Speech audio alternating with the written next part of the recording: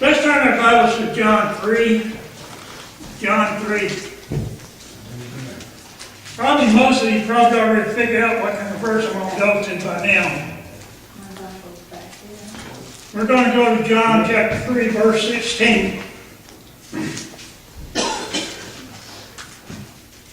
For God so loved the world that he gave his only begotten Son, that whomsoever shall believeth in him shall not perish but have everlasting life. This verse is probably one of the most well-known verses in the entire Bible. Could be very well the first verse we ever memorized when we started going to church. There's people who rent signs up and down the highway and put things about God up there. I hadn't even seen this verse on them signs on the highways. I've also seen them at sporting events. People have been standing holding up those signs saying John 3:16. It is also a good verse to use when trying to lead somebody to the Lord. Now, there is no telling how many lessons and messages that has ever been brought on this verse. You've probably heard of many of them. And guess what? You're going to hear another one this morning.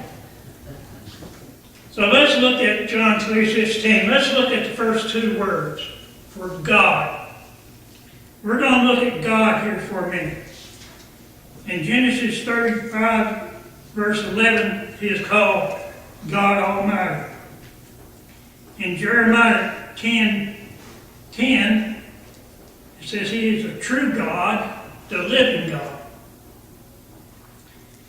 Joshua 24:19 says he is a holy God, the jealous God, and the everlasting King. Nehemiah chapter 9, verse 31, call him a gracious and merciful God. 2 Corinthians chapter 13, verse 11 says he's a God of love. Deuteronomy 7:9 says he is a faithful God. In the King James Version of the Bible, there are some words, around 530 verses in the Bible that says Lord God. He is a God of truth.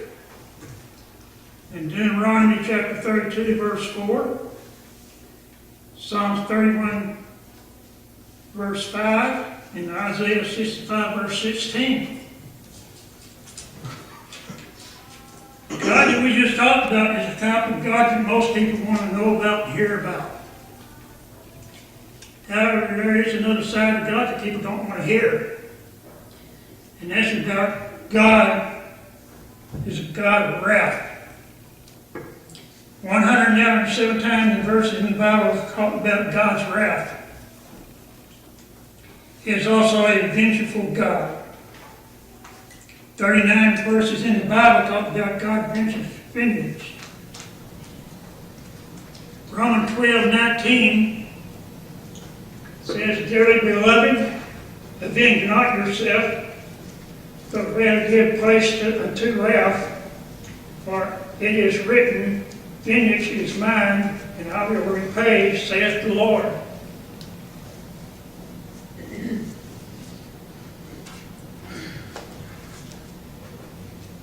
God has always has been and will always be. God is also the creator of all things. In Genesis chapter 1, verse 1, it says, in the beginning God created the heaven and the earth. Genesis chapter 1, verse 2 through 30 describes day by day all that God created, day by day. Genesis 1, verse 26, God said, let us make man in our image and likeness.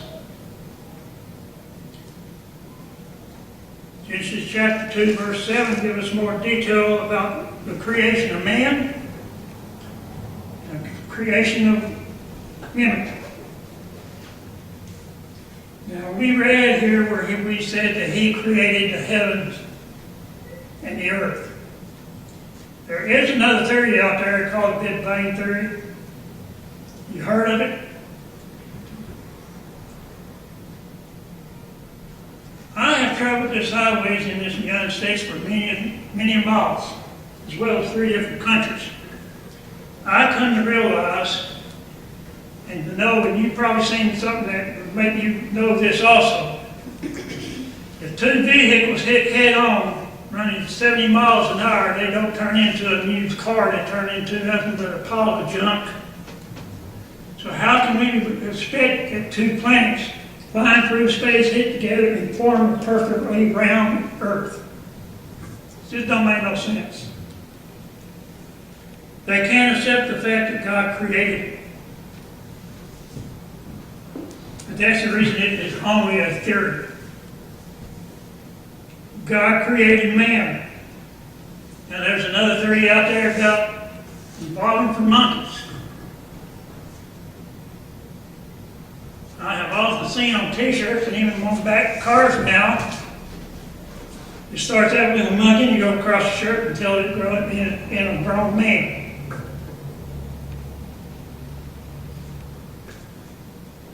But let me ask you this. If, I'm not saying it is, but if that was true, why is not monkey still turning into men even today? Why ain't there some kind of institute or zoo or someplace we can go and see the different stages of monkeys being turned into men? Now I got to say this too. Sometimes human being does act like monkeys and animals.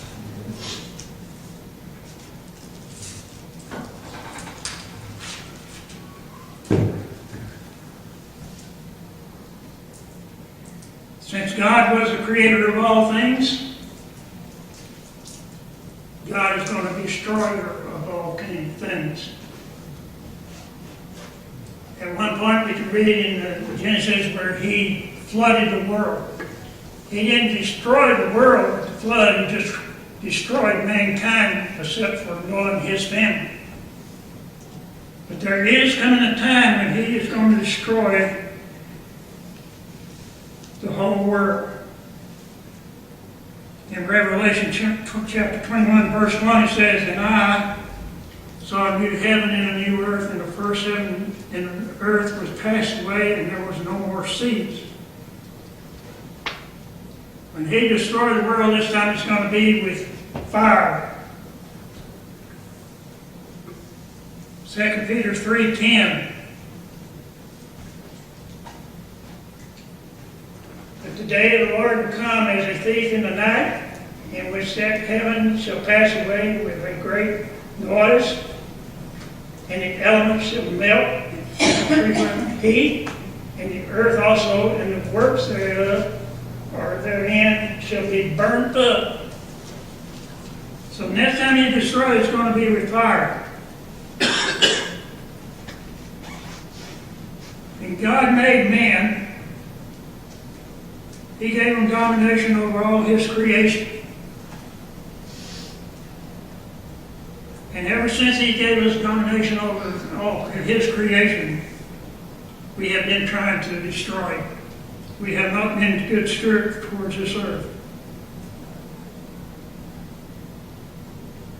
You can think back of a time in our own history, many of us would remember this, back in the 50s or 60s, where we was always on the edge, and there was always talking about a nuclear war with the warheads and bombs that the United States and Russia had, enough of them that would destroy this whole world completely. And it never did happen because it wasn't God's will, because God was going to destroy the whole earth. Now, as we look at them 2 words for God, we use that as an introduction to the rest of this verse. For God. What about for God? So loved the world. God loved his creation. At the end of each day, he He looked at it, and he said that it was well good. It pleased him.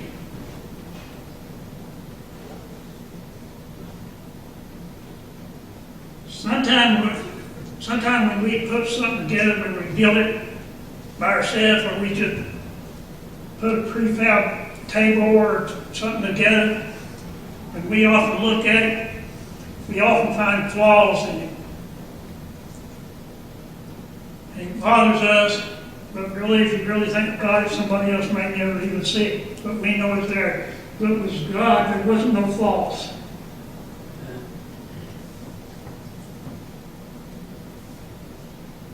God loved Adam and Eve. He loved them so much that he went into the cool of the evening to talk to Adam. Genesis 3, verse 8, God came walk in the cool of the day to talk with Adam. But at this time they had already sinned, and they realized they were naked and they hid from him. And just a couple of verses down in chapter 3, verse 9, it said, God called unto Adam and said, Where art thou? He was hiding from them because they was naked. God chose Israel as his people, and he loved Israel. Even when they went against him and sinned, God still loved them.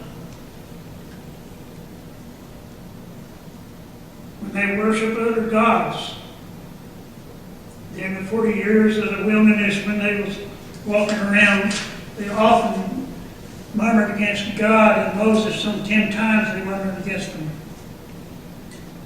They were murmuring about food. When they murmured about the food, God sent them manna. They had plenty to eat, but they got tired of it after a while, and they murmured they wanted some meat, so they sent them quail. And there was a time when they murmured for water, and they sent them water out of a rock.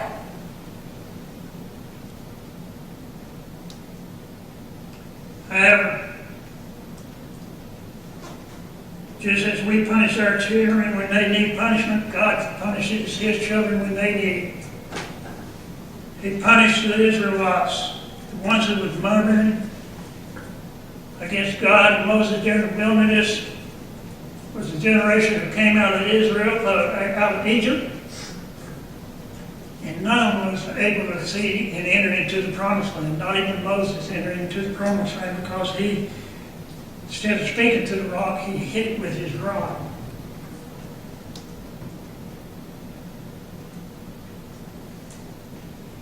He also loves the Gentiles. And because he loves the Gentiles, we are here in his house today.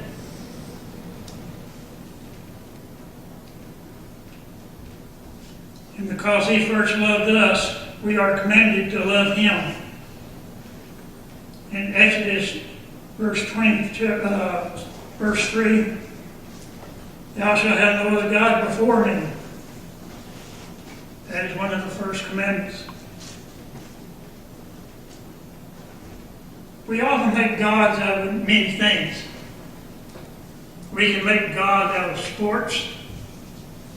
We can make gods out of their homes, their family, our work, automobiles, many other things. Anything that we put before God become our gods.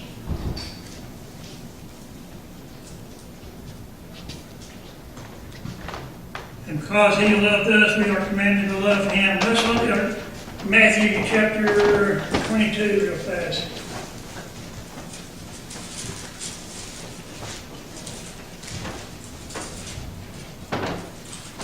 Matthew 22,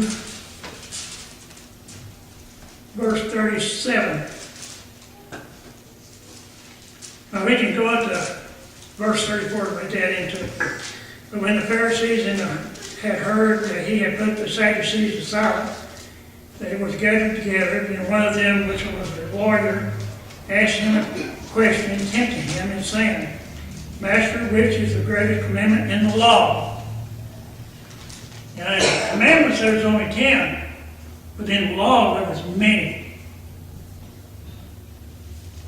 Sometimes I don't think that the religious leaders view all the laws themselves. But there were so many that none of them could keep. So this lawyer thought he had the perfect question to tempt Jesus with. What is the greatest commandment?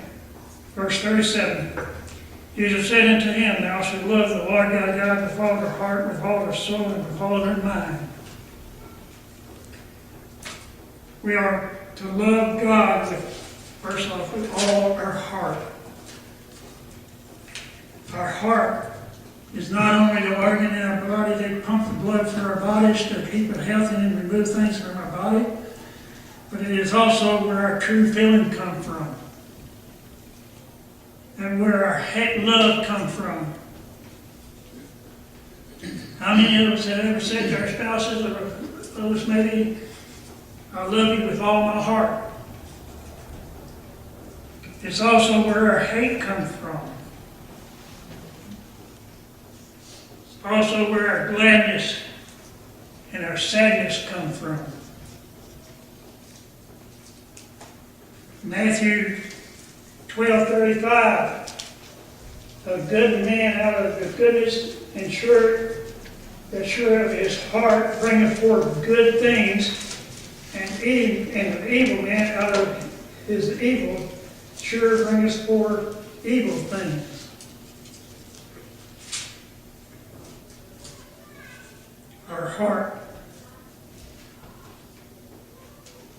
We are to love him with all our soul. The part of us that makes us who we are. The part of us that is going to be with the Lord when we die. Absent in the body, present with the Lord. I remember several years back when my mother was in the hospital. She was in there for about 7 days. And early one November morning, late in the November, when the nurses come in, check your blood pressure, everything, and she reached over there. We was there with her, and they reached over there and turned off some of the machines, and asked, you mind if I open the window a little bit? My sister-in-law, one of them said, no, go ahead. So they opened up the window a little bit, and the wind was blowing in there, and it started to get cold. And I asked, why did they want to open up the window on this cold morning? And they told me it was so when her soul left, it would have a way to go out up to heaven.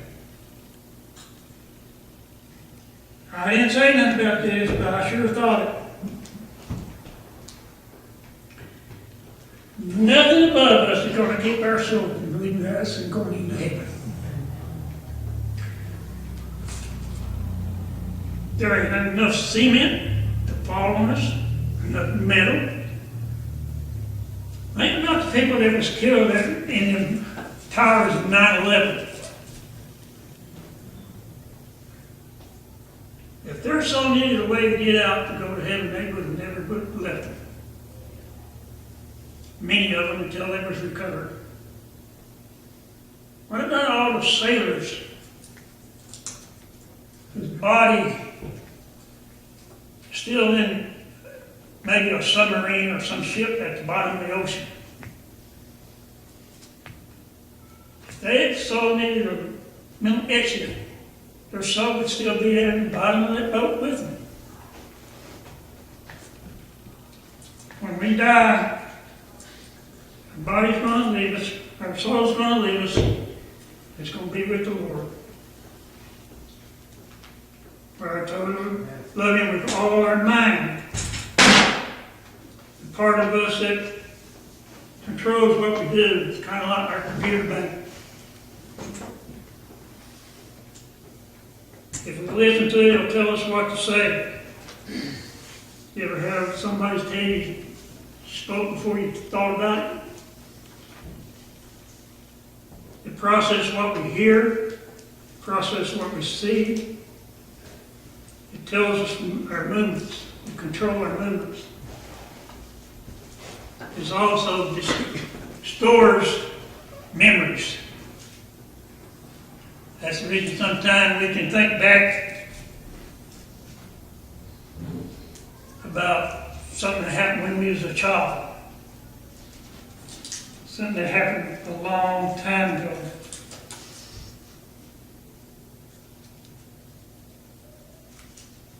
And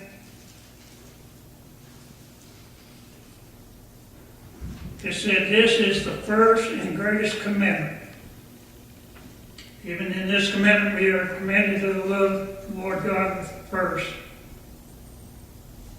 But then it goes on to say, and the second is like unto it, thou shalt love thy neighbor as thyself. We are to love others as we love ourselves.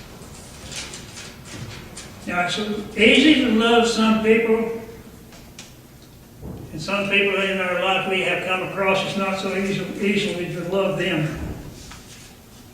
Those that have harmed us, have done something towards us that we didn't like, we are commanded to forgive them just as we have been forgiven. Like I said, sometimes it's hard to do. The Bible tells us we are to forgive our enemies, those that wants to do us harm. Think about soldiers that faced the enemies during war. It'd be kind of hard for them to love their enemies. But there are stories where a German soldier and American soldiers that came together in a certain situation, they got to know each other and they enjoyed each other's company.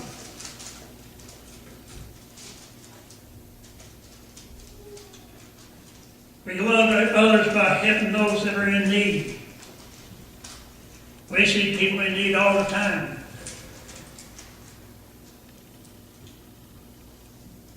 We help those in others, Lord, the others by telling them about our Lord. And we love them by forgiving those that have harmed us, like I said before. Now, this is not a physical love, this is a spiritual love. The same kind of spiritual love we have right here together with our brothers and sisters. Just how much did God love the world? That He gave His only begotten Son, Jesus. Jesus, the Son, the second part of the Trinity. Always have been with God, always will be. When we read when He said, let us make man in our image. You don't take a rocket science to realize us and ours mean more than one person. In John chapter 1, verse 1, it says, and the Word was there in the beginning with God, and God was the Word. Just go back over to John chapter 1 so I can read this to make sure. In the beginning was the Word, and the Word was with God, and the Word was God. The same was in the beginning with God. All things were made by Him, and without Him was not anything made that was made. And further down it even says that He came and put on the flesh and came to the world, and the world knew Him not.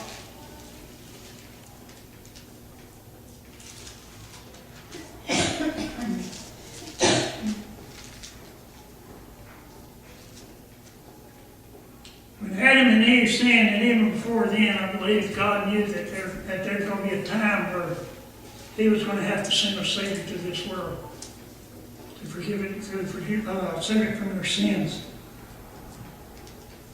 It couldn't be no ordinary person. It had to be a special person to do that.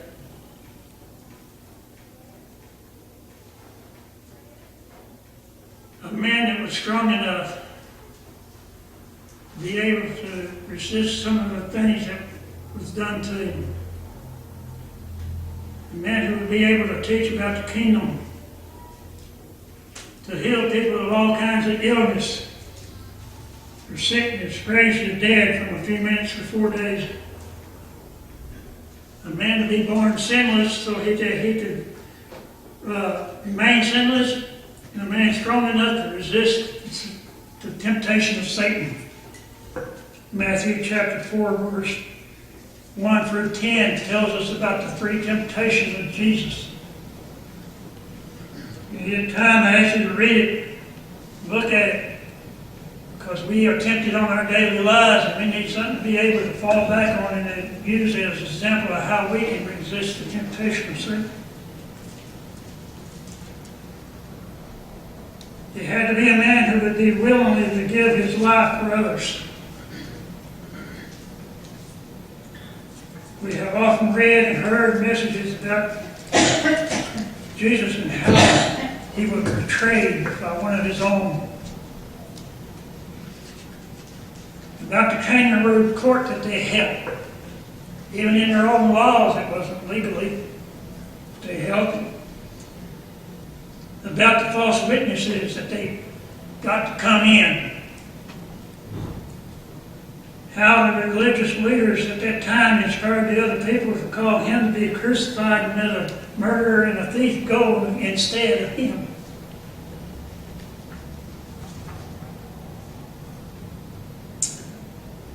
We have heard often about how what they've done to him. They spit upon him.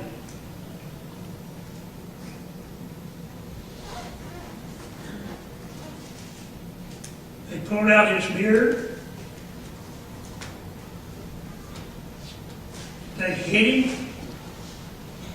They put a mask over his head. One person hit him and said, "Now tell me who hit you."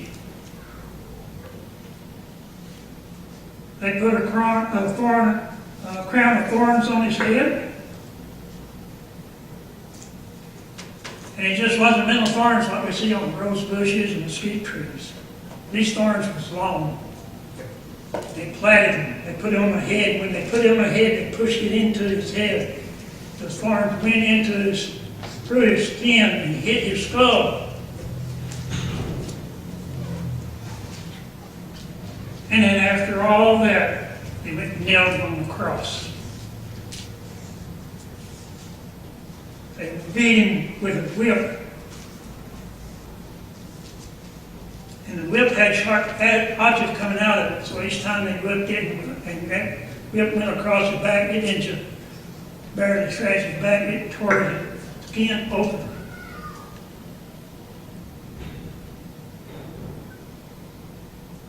Then they hang him on the cross.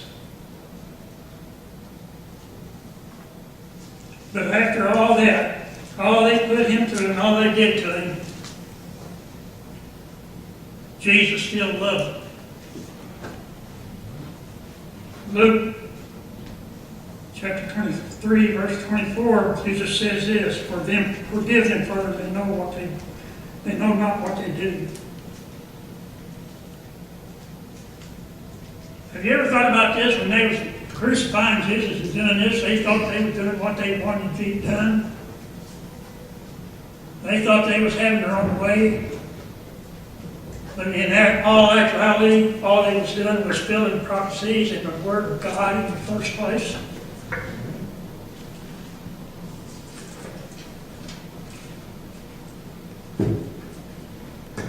So why did he give his only begotten Son? That whomsoever believeth in him.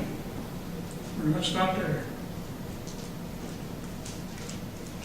Whomsoever.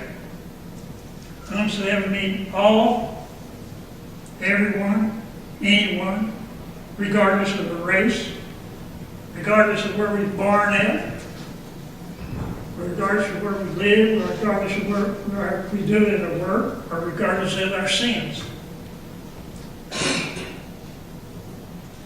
I'll throw some names out here to you and tell you who some of the names that whomsoever means. And what about some of the religious leaders at the time of crucified Christ? They're fall into that whomsoever.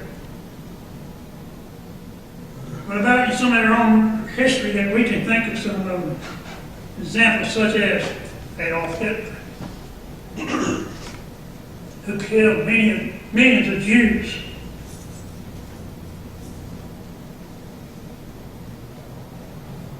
What about in our American history, or American history outlaws such as the James brothers, Dalton gang, and many other outlaws in our American West?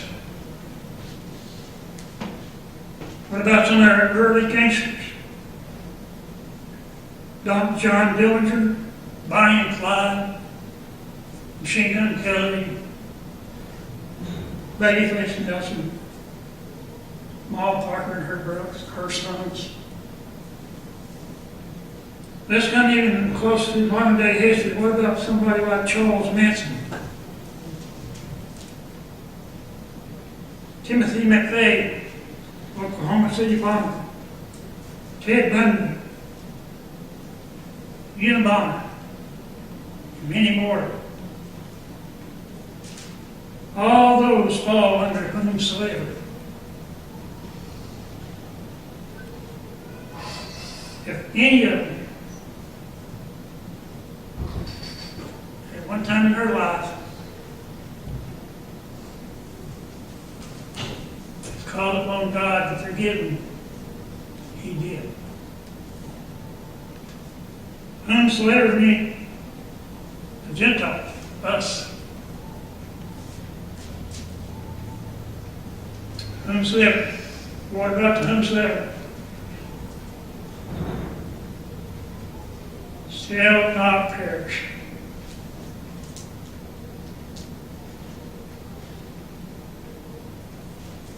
Perish. Perish, this means to die, to be destroyed, to come to nothing. Revelation chapter 20, verse 14 and 15. And death and hell were cast into the lake of fire. This is the second death. And whomsoever, there's another whomsoever, was not found written in the book of life was cast into the lake of fire to perish. Facing the second death, being separated from God forever and ever and ever.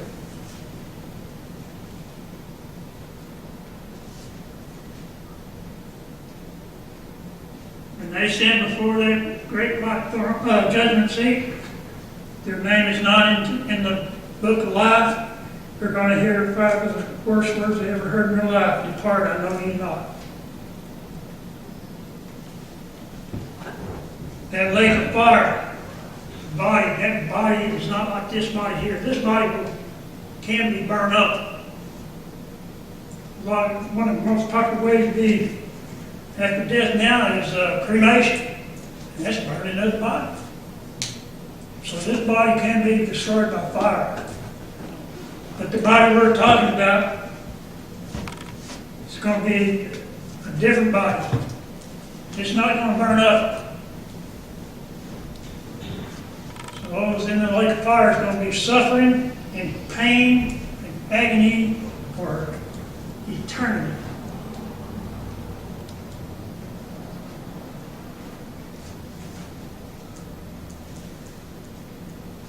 What about those that have called upon Him, but shall have everlasting life? For everlasting life, for eternity, we will be in the presence of the Lord. We will have a perfect body. That means there's not going to be no pain. There's not going to be no cancer. There's not going to be no blindness, deafness, no heartaches, no death, no tears, no more departing. There is not going to be no wars. There's not going to be no fighting among each other. there aren't going to be no temptation. Satan ain't going to do it.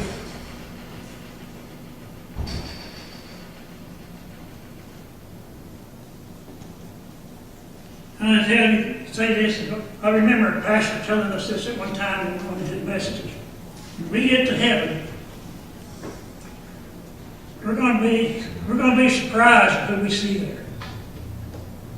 Some of these people we see in our daily lives are out and about that we may know, and we don't think it's going to be there. If they call upon the name of the Lord, forgive them of their sin, they're going to be there. We don't know their hearts. But on the other hand, we're going to be surprised that we do not see there. There may be pastors or people standing in the pulpits today that is not truly saved. I have heard pastors say that they attended a revival, and at the end of the revival, even the pastor of the church would come forward, and he said, "I thought I was saved, but after tonight I realized I really wasn't."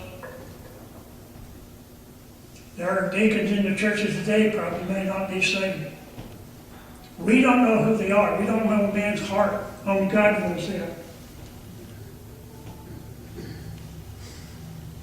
Now, in closing, I want to read verse 16. I want to read 17 with it because 16 and 17 goes together, hand in hand.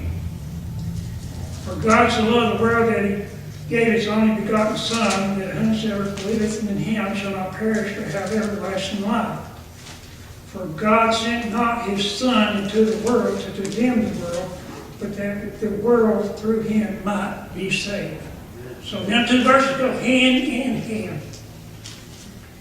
John 3:16 is a noticeable verse, well known, but there are probably not very many people that really realize and know verse 17. Thank you for being here. Thank you for your attention. And pray it was a blessing to you.